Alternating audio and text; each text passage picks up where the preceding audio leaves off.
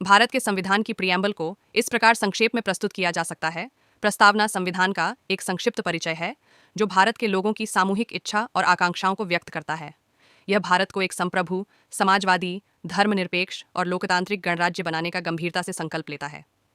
प्रस्तावना का उद्देश्य सभी के लिए न्याय, स्वतंत्रता, समानता और भाईचारा सुरक्षित करना है। भारत के संविधान की प्रस्तावना के पीछे के आदर्श जवाहरलाल नेहरू के उद्देश्य संकल्प द्वारा निर्धारित किए गए थे, जिसे 22 जनवरी 1947 को संविधान सभा द्वारा अपनाया गया था।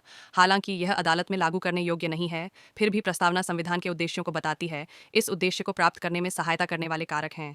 न्याय, समाज में व्यवस्था बनाए रखना आवश्यक है, जिसका वादा भारत के संविधान द्वारा प्रदत्त मौलिक अधिकारों और राज्य के नीति निर्देशक सिद्धांतों के विभिन्न प्रावधानों के माध्यम से किया गया है। इसमें 3 तत्व शामिल हैं, जो सामाजिक, आर्थिक और राजनीतिक हैं। सामाजिक न्याय। सामाजिक न्याय का अर्थ है कि संविधान जाति, पंथ, लिंग, धर्म आदि किसी भी आधार पर भेदभाव रहित समाज का निर्माण करना चाहता है। आर्थिक न्याय। आर्थिक न्याय का अर्थ है कि लोगों के साथ उनकी संपत्ति, आय और आर्थिक स्थिति के आधार पर कोई भेदभाव नहीं किया जा सकता है।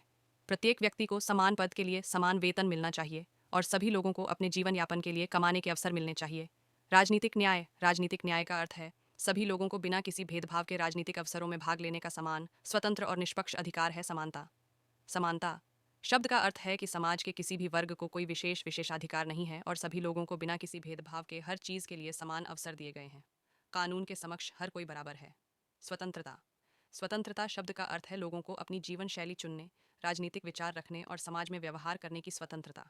स्वतंत्रता का मतलब कुछ भी करने की आज़ादी नहीं है। व्यक्ति कुछ भी कर सकता है, लेकिन कानून द्वारा निर्धारित सीमा के अंदर ही बंधुत्व। बंधुत्व शब्द का अर्थ भाईचारे की भावना और देश और सभी लोगों के साथ भावनात्मक लगाव है। बंधुत्व राष्ट्र में गरिमा और एकता को बढ़ावा देने में मदद करता है। स्वतंत्रता को समानता से अलग नहीं किया जा सकता, समानता को स्वतंत्रता से अलग नहीं किया जा सकता।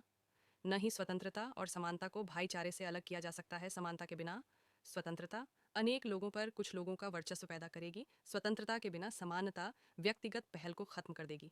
बंधुत्व के बिना स्वतंत्रता अनेक लोगों पर कुछ लोगों का वर्चस्व पैदा करेगी। Thanks for watching. Please subscribe my channel.